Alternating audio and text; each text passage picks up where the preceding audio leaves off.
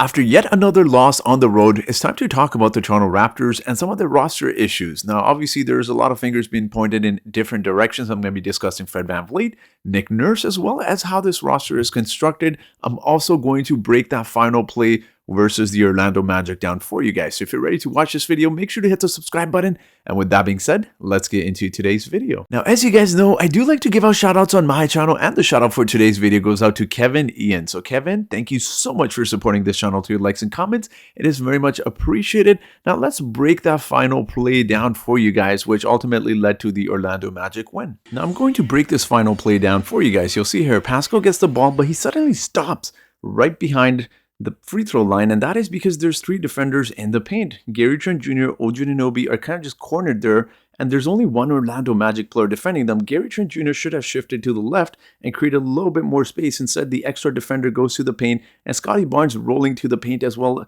attracts the other defender in the paint. Now, Fred VanVleet realizes this. That's why he gets the ball here, but Fred's mistake here is that Pascal is rolling to the basket, and he does not pass him the ball. In fact, if Fred had continued to go straight towards the basket, OG would have been open in the right-hand corner there, but for whatever reason, Fred VanVleet here decides to pull back and then tries to go towards his right and foolishly pulls up a really bad shot, which ultimately misses and leads to the Raptors' loss here. Now, clearly there's a lot of miscommunication because you'll see Pascal Siakam essentially telling Fred to pass him the ball. Now, there's a lot of fingers that are going to be pointed, but I think this is just a really bad shot overall by Fred VanVleet. I mean, he recognized that Pascal was not going to get the ball, so he gets it, but he should have moved the ball to Pascal. And not only that, Gary Trent Jr., OG Anunoby, and Scottie Barnes should have, especially Scottie there, he should have pulled his man out of the paint, which would have allowed Pascal to attack the basket. But also Gary Trent Jr. and OG Anunoby, without the ball, they got to be able to move a little bit. So again, a lot of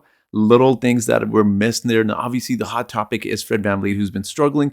I've tried to defend him. That was a terrible shot. I'm not going to defend him. That was a very bad shot selection, but also the fact that he should have made the pass to Pascal Siakam. Now, I know people want to quickly blame him, but I think there's so much more to this when you discuss the Raptors, not only the way they have played poorly this season, but also how they've played on the road. And that also has to do with Scottie Barnes. Now, this was funny because I actually stated that you can't have two of your starting guys struggle, because that's ultimately going to lead to a lot of the team struggles as well. Fred has obviously been struggling, shooting very poorly from the field, but Scottie Barnes just has not looked like himself. And I actually went through the games because I wanted to determine why the Raptors are struggling so much on the road.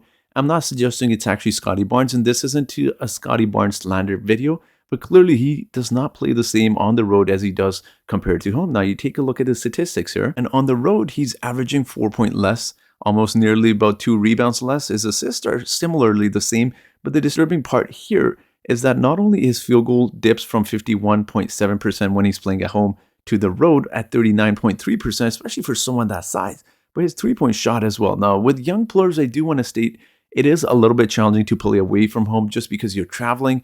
You're in a hotel. Obviously, it's not the same comforts of being at home in your own home and your own city. So again, I can understand that part, but it's quite surprising to see Scottie Barnes not only just play poorly on the road, but just because you would think that he would have a little bit more energy. He just does not seem like the same player as he did last season. And I know people will use that injury excuse, guys. I don't want to hear it, because what was the main reason people wanted OG Anunoby gone this offseason? Injuries.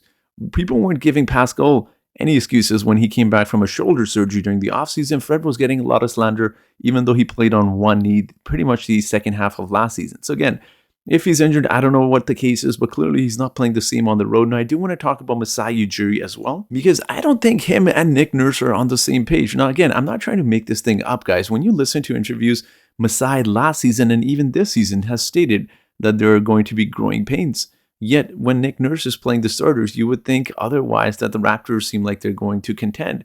I don't think they're on the same page, because when you look at the Raptors roster last year and you saw that Nick Nurse wasn't playing any of the bench, it wasn't that the bench was that bad, it's that it was essentially telling Masai Ujiri to get better players, and that's why the Raptors made that trade for Thaddeus Young. Now, in fact, taking a look at the roster here, when you take a look at the overall roster makeup, you'll notice there's a good mix of veterans and a lot of young players, but also just, I think, I'm not going to blame Masai Ujiri, because it's not as easy as it's not NBA 2K, guys. Let's be honest. You can't just sign players, because obviously it's challenging not only signing players, but a lot of players do not want to come to Toronto. But just overall, the front court of the Raptors, as you see here, I mean, who are the good shooters besides maybe Pascal Wanko? I know Scotty's been good at three-point shots, but he's struggled at times. But essentially, outside of that, you got Thad, Precious, Koloko. I know he's a rookie. You got Cam Birch, who's a third string center, and then you got Chris Boucher as well. Like, none of these guys are legitimate three-point threats that you can consistently rely on. So I'm not saying to get rid of the 6'9" vision, but this team clearly needs some shooting. And not only that, I mean, taking a look at some of the other pieces as well. And I got the top court here in OG Porter, Justin Champagnie, Ron Harper Jr. as, small forwards, and the bottom is point guards slash center, shooting guards. Essentially, the real only shooting guard on this team is Gary Trent Jr.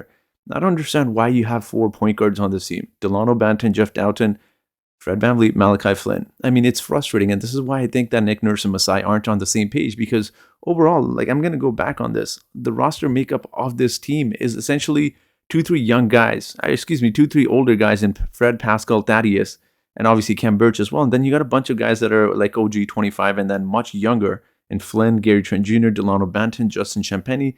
So it doesn't make sense. It's kind of an odd fit. So it obviously tells you that clearly the Raptors aren't on the same page. And now I want to also address the fact that Nick Nurse has been receiving a lot of criticism. I will say one thing, guys. I know people are quick to point out that he lost the locker room. We should fire him. Ask yourselves this question. Who are you replacing Nick Nurse with? Let's be honest. Who's out there that you're going to replace him with? Nick Nurse is a good coach.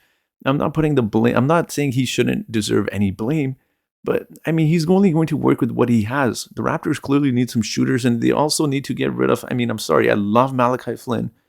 I love Delano Banton, but you're wasting these guys' development, man. Like, if you're not going to play him, just get rid of them. Malachi Flynn could easily be averaging 10, 13 points on another roster. I'm actually not exaggerating.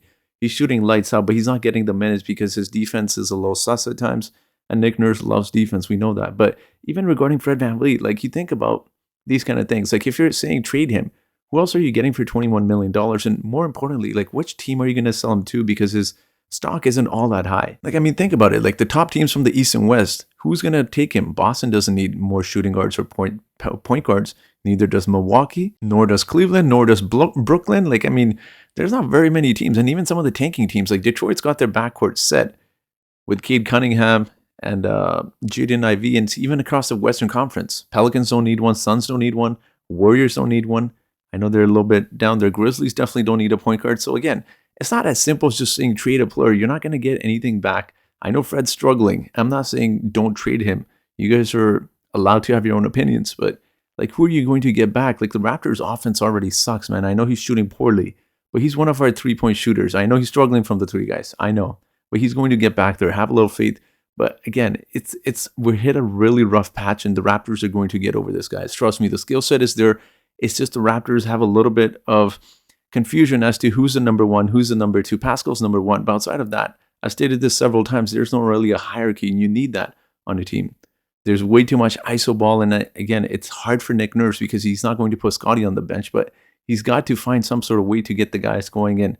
It's a very, very rough loss, man, against the Orlando Magic. We should have won that. I know they beat the Clippers, but they should be winning these games. These games are going to come back and haunt us at the end of the year when we're 1 or 2 games out of 4th or 5th place. So again, I still believe strongly in this team, guys. I believe in Masai Ujiri. I know it's easy to sit on our asses and say, trade this player, fire this player.